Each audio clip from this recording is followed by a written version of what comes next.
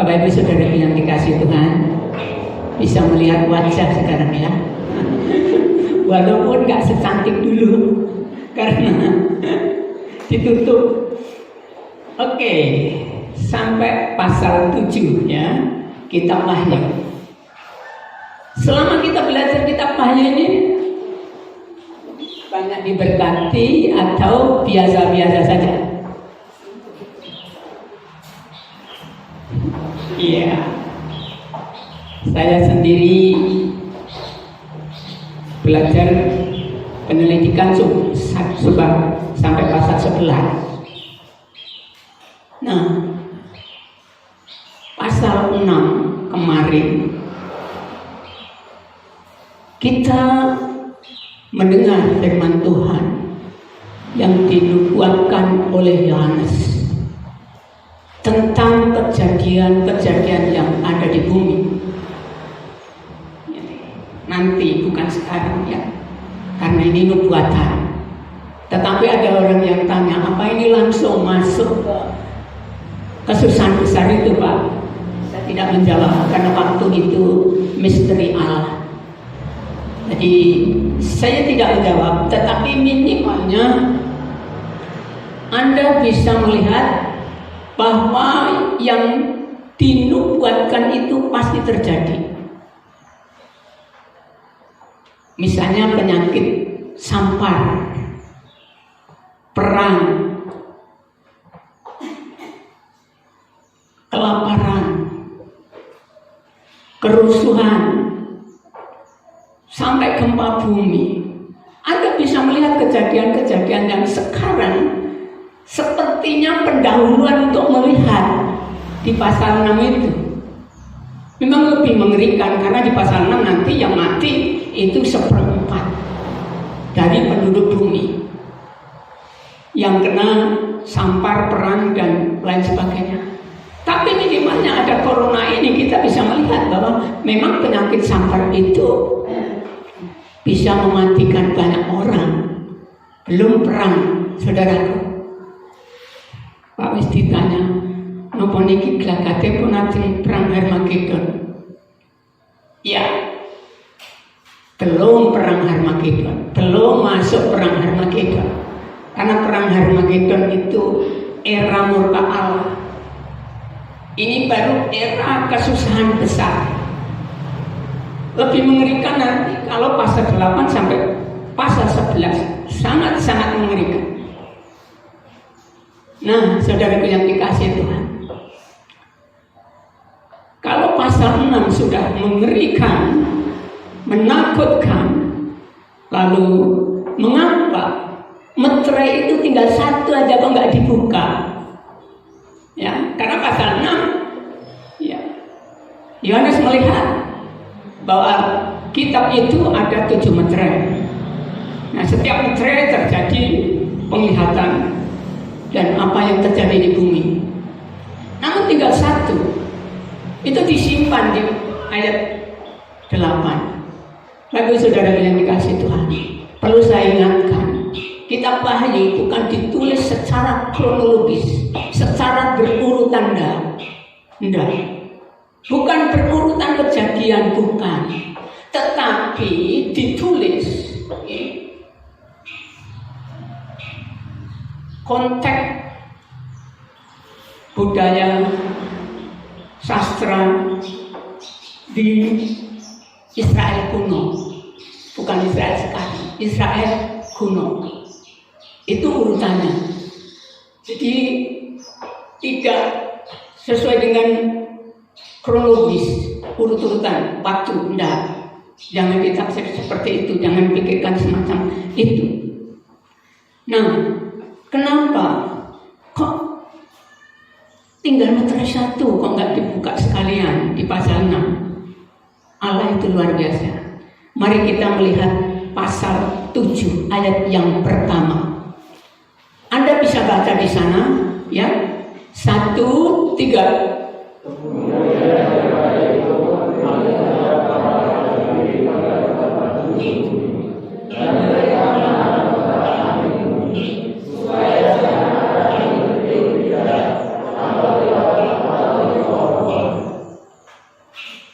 saudara, mari kita membayangkan malaikat itu suruh memberhentikan angin. Nah, kalau nggak ada angin, saudara yang dikasih Tuhan, sepertinya Allah berbicara di sini. Tenanglah, tenang, jangan panik umatku. Setelah melihat kejadian-kejadian itu yang mengerikan, tenang, jangan panik. Sehingga saya membuat tema, tenanglah jiwaku. Dalam menghadapi segala sesuatu yang mengerikan itu tadi, tenanglah jiwaku. Saya bikin tema itu.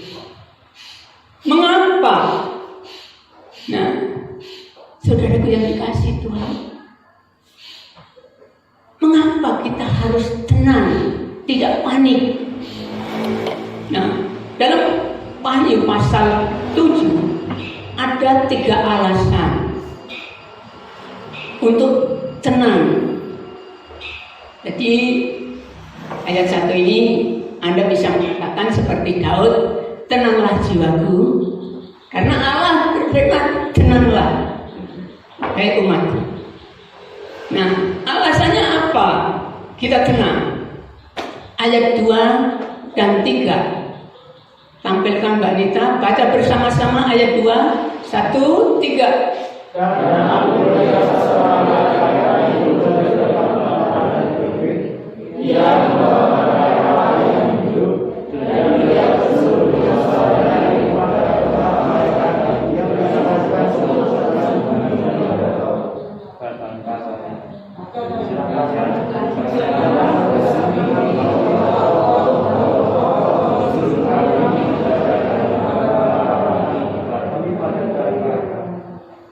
Ya, lalu ada malaikat muncul, katakan, jangan dirusak dulu. Aku mau memeteraikan hamba-hamba Allah. Saudara yang dikasih Tuhan, setiap orang percaya dimeteraikan oleh Roh Kudus. KSP 4 ini, Efesus 1 ayat 13 sampai 14. Dicatat saja, nanti di sana dicari. Itu meterainya itu Roh Kudus. Nah, bicara soal meterai di sini, meterai itu berbicara soal jaminan. Ini stempel surat itu ada jaminannya. Ya, jadi dimeterai artinya Allah menjamin. Nah, mengapa dengan Roh Kudus? Jaminan Allah itu untuk menghadapi yang tidak menyenangkan itu kehadirannya. Saya ulangi, jaminan Allah pada kita orang-orang percaya itu adalah kehadirannya. Nah,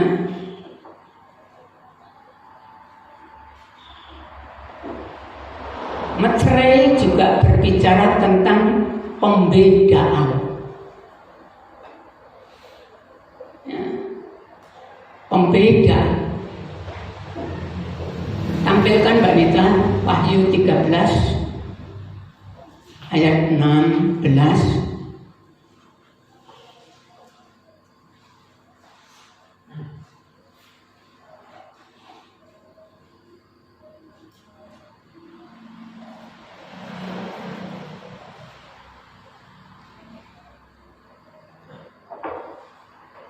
Dan ia menyebabkan sehingga kepada semua orang kecil atau besar, kaya atau miskin, merdeka atau hamba, diberi tanda pada tangan kanannya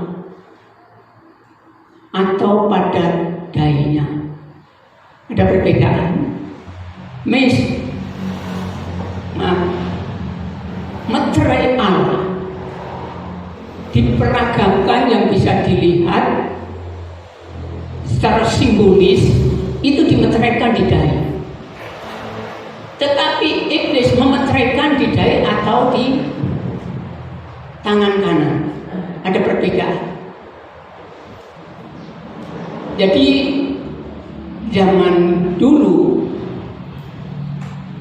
ya, Yehuda punya meterai, tanda kepemilikan untuk membedakan ini milik Binyamin, ini milik Yehuda. Ada meterai di sana. Jadi meterai. Nah, di samping pembedaan juga menggambarkan itu milik.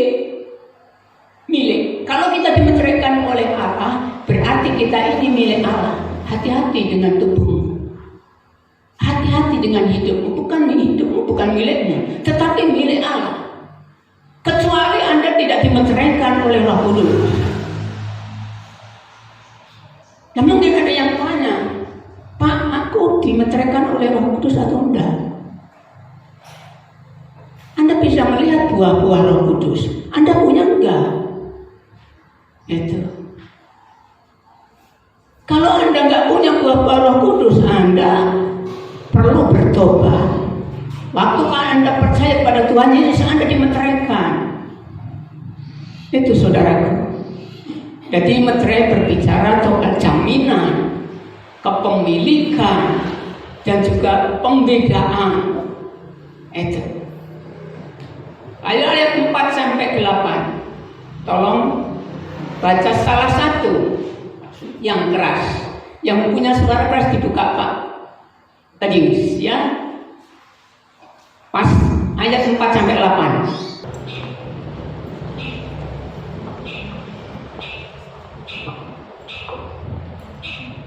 Dan aku mendengar jumlah mereka yang dimeteraikan itu 144.000 yang telah dimeteraikan dari semua suku keturunan Israel. Terus Dari suku Yehuda 12.000 yang dimeteraikan. Dari suku Ruben 12.000. Dari suku Gad 12.000. Dari suku Aser 12.000. Dari suku Naftali 12.000. Dari suku Manase 12.000. Dari suku Simeon 12.000. Dari suku Lewi 12.000. Dari suku Isakar 12.000. Dari suku Zebulon 12.000. Dari suku Yusuf 12.000. Dari suku Benyamin 12.000. Benar. Silakan duduk. Nah, Bapak Ibu Saudara yang dikasihi, angka ini angka simbolis. Sekali lagi, ya, angka simbolis. Bahkan kalau Anda memperhatikan, suku Israel pun secara acak, suku Dan nggak ada, ya. Manase juga nggak ada, diganti Binyamin. Nah, diganti Yusuf. Nah, saudaraku yang dikasihi Tuhan, ini semuanya adalah simbolis yang artinya, nah, orang yang diselamatkan nanti kalau sudah genap, itu termeterai semuanya sudah genap, sudahlah Tuhan mengakhirinya. Roma pasal 11 ayat yang pertama, rahasia besar. Mengapa Israel sekarang belum bertobat? Karena dari suku-suku lain belum genap. Jadi angka 1444.000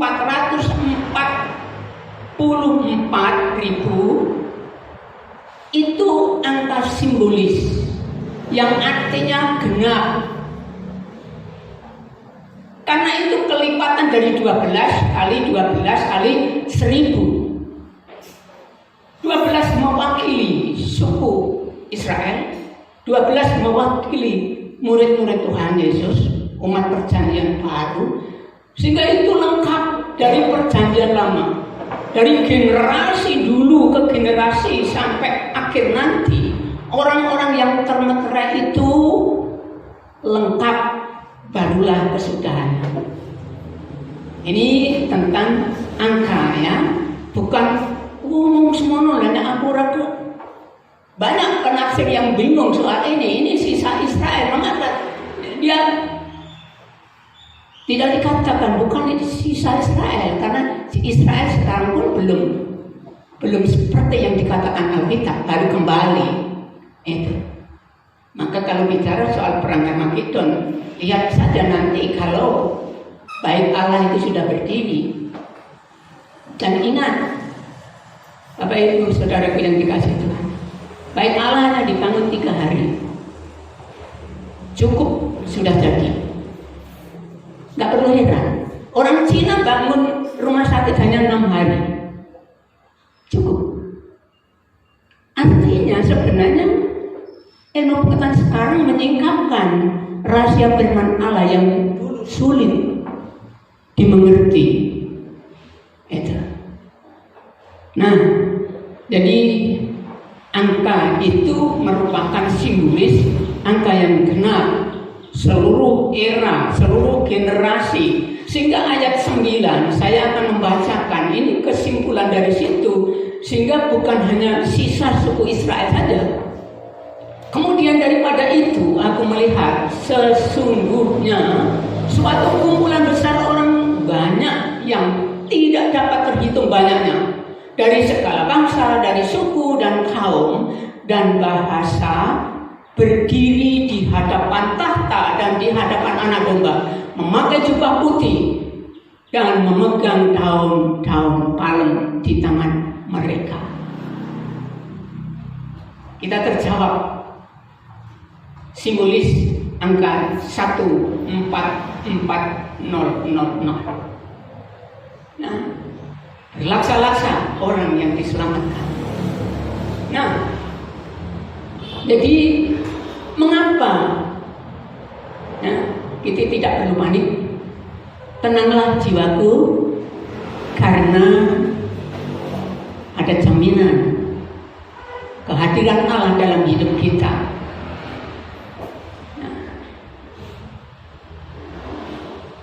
Poin yang kedua, mengapa jiwa kita suruh tenang?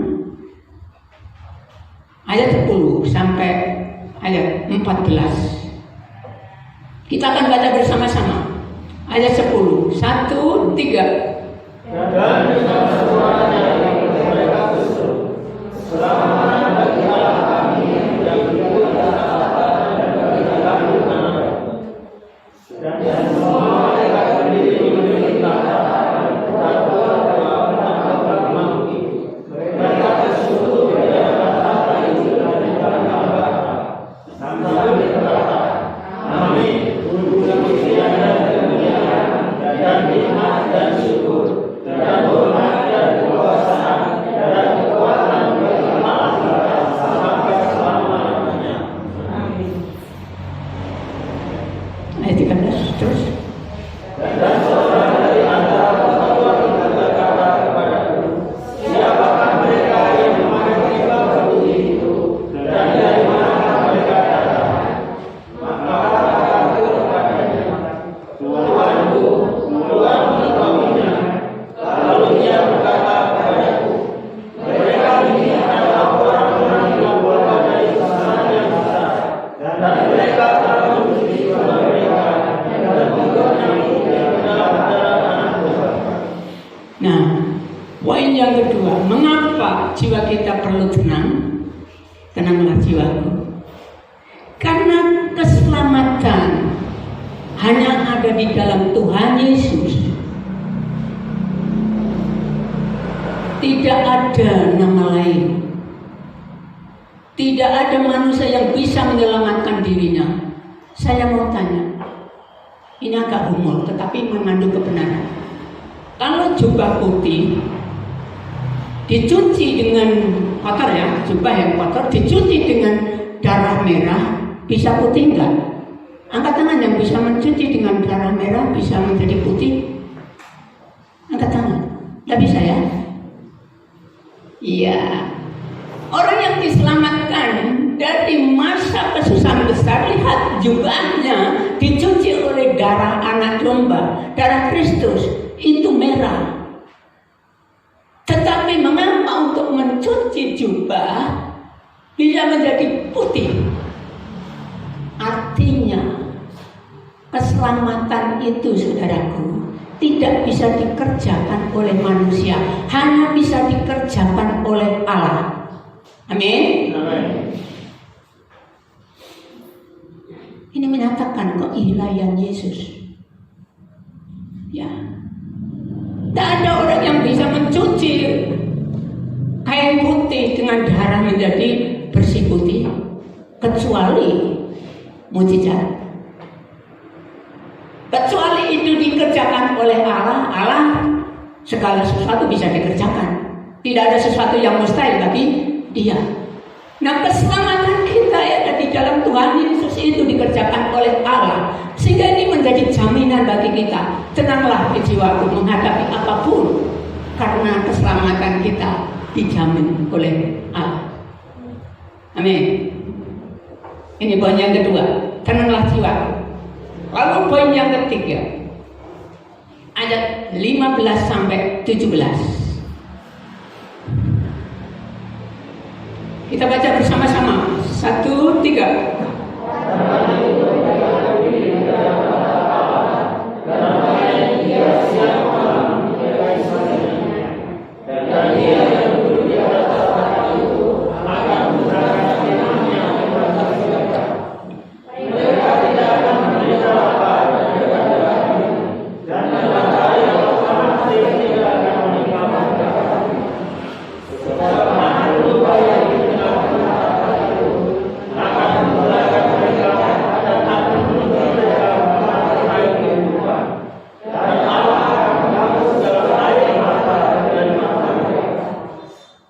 Saudara yang dikasih Tuhan, ada seorang filosof begini mengatakan,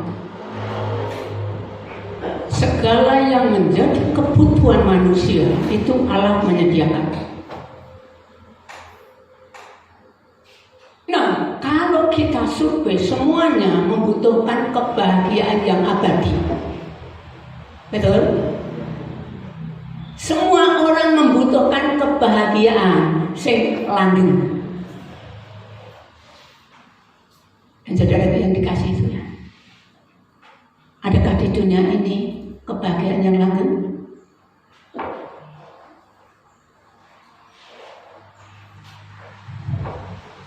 Kebahagiaan yang langgeng, yang kekal disediakan oleh Bapa kita di surga. Itu di rumah Bapa di surga di sana. Itulah kebahagiaan kita yang kekal di sana, bukan di bumi. Dan itu hanya disediakan para orang-orang yang dimeteraikan tadi, para pengikut Yesus. Padahal semua orang butuh kebahagiaan yang sejati. Betul? Betul. Tetapi itu disediakan bagi para pengikut Yesus. Kalau perjalanan Anda di bumi ini mengiring Yesus, Anda sedang berjalan ke rumah Bapa. Di sanalah kebahagiaan yang sejati. Ayat ini sangat menghibur aku. Sungguh sangat menghibur aku. Istriku sudah ada di sana, di dalam kebahagiaan yang kekal. Saya akan menyusul ke sana. Anda semua disediakan kalau Anda termeterai oleh Roh Kudus.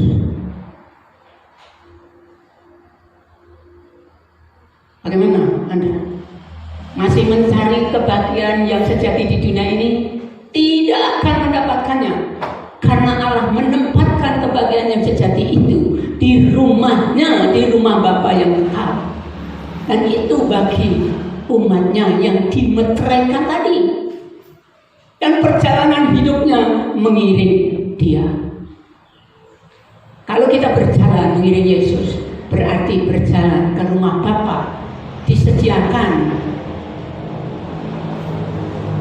kebahagiaan yang kekal. Haleluya. Saudara yang dikasih Tuhan, mengapa Rasul Paulus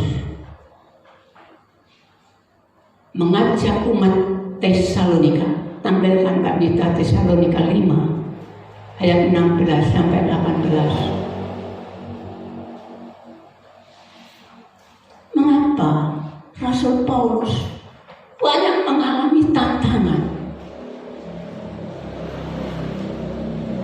bahkan matinya pun mati syahid yang sangat mengerikan, tetapi dia mengajak umat orang Kristen, orang percaya di Tesalonika pasal 5 ayat 16 sampai 18. Ayat ini mestinya orang Kristen hafal. Tesalonika 1 Tesalonika pasal yang kelima, Ya. ayat yang ke-16 sampai yang ke-18. Bersukacitalah senantiasa, tetaplah berdoa, mengucap syukurlah dalam segala hal, sebab itulah yang dikehendaki Allah di dalam Kristus Yesus bagi kami. Mengapa Allah menghendaki kita menghadapi segala sesuatu dengan sukacita, mengucap syukur dalam segala hal?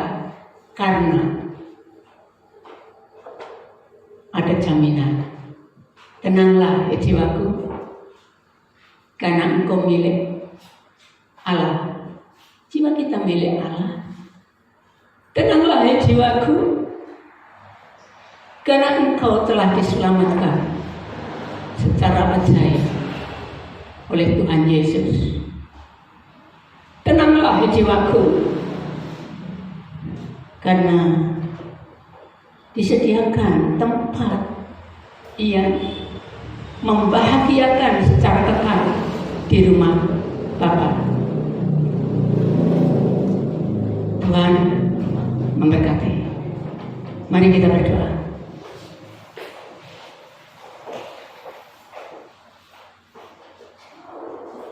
Bapa, kami sungguh mengucapkan syukur untuk firman-Mu sebagai jaminan hidup kami. Biarlah kami mengiring Engkau dengan sukacita. Segala sesuatu yang Tuhan izinkan kepada kami mengucapkan syukur dalam segala hal. Dan tenanglah jiwaku, karena Engkau milik Allah. Tenanglah jiwaku, karena Engkau telah diselamatkan. Tenanglah jiwaku, karena tersedia rumah, tempat kebahagiaan yang kekal. Terima kasih Tuhan. Terima kasih untuk firman. Kami juga memohon belas kasihan-Mu untuk bangsa ini. Tuhan lindungi. Biarlah bangsa ini tidak mengalami penderitaan yang berkepanjangan, ketakutan yang berkepanjangan. Tapi kami memohon kepada-Mu, anugerahkan kepada bangsa kami keselamatan yang Tuhan anugerahkan kepada kami juga. Berilah kesempatan pada bangsa kami untuk bertobat, menerima pengampunan, menerima keselamatan yang Tuhan telah kerjakan itu. Terima kasih Bapa.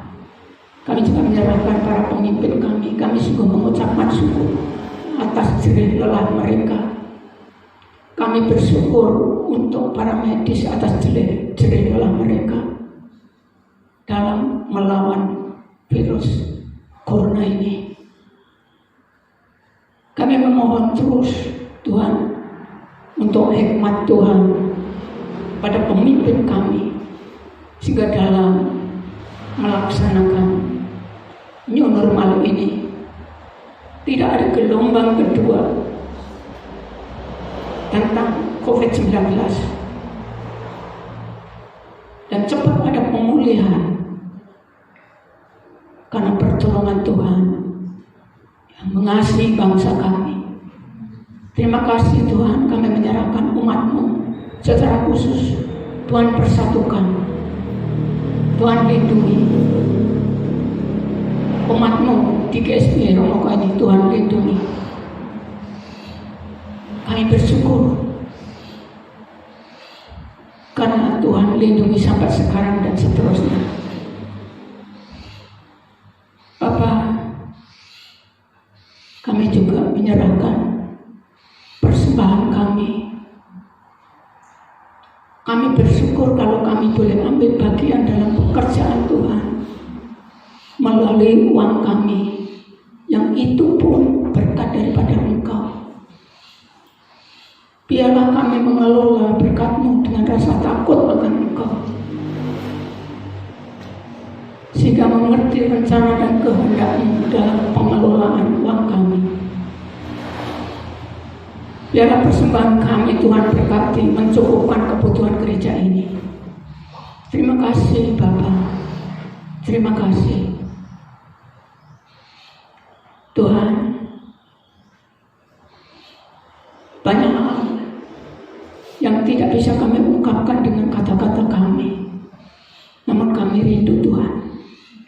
Biarlah kehendak-Mu itu yang jadi dalam hidup kami, karena itu yang terbaik bagi kami. Terima kasih Bapak, kami juga menyerahkan saudara-saudara kami yang belum bisa berhimpun karena usia yang dibatasi oleh protokol kesehatan. Biarlah tidak terlalu lama kita boleh berhimpun kembali bersama-sama. Tuhan akan memberkati mereka dengan iman yang teguh, sukacita dalam mengiring Tuhan. Terima kasih Tuhan, terima kasih. Saudaraku yang dikasih Tuhan, bangkitlah berdiri, kita akan nutup. Kita akan mengangkat tangan kita. Saudaraku yang dikasih Tuhan, pulanglah, karena Bapa di surga memberkati engkau dengan damai sejahtera yang melampaui akal budi. Tuhan Yesus mengasihi saudara tanpa batas. Roh Kudus akan membimbing saudara, memberikan kuasa kepada saudara, sehingga saudara akan menjadi pemenang dalam kehidupan ini. Karena saudara akan dijadikan garam yang terang di mana saudara berada. Di dalam Tuhan Yesus Kristus, Allah telah memberkati saudara. Haleluya.